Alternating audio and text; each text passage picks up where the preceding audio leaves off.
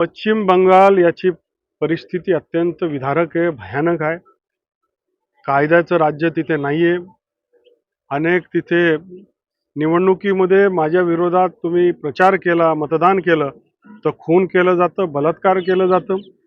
खरं तर तिथे कडक कारवाई झाली पाहिजे आणि म्हणून मी देवाला प्रार्थना करतो, की बंगालच्या सामान्य जनतेसाठी, गोरगरिबांसाठी, आमचा बंगाल वाचवण्यासाठी, त्याला बंगालला बांगलादेश होण्याच्या अगोदर आम्ही बंगालला वाचवलं पाहिजे आणि देवाच्या आशीर्वादाने भारतीय जनता पार्टीचं सरकार तिथे यायला पाहिजे.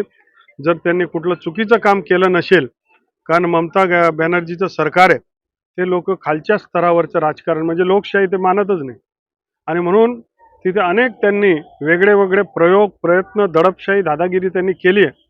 पण जर खुल्या मनाने जनतेला मतदान करण्याची संधी मिळाली असेल, तर 100% भारतीय जनता पार्टीचा भगवा हा देशभक्तांचा भगवा हा फळकणार आहे.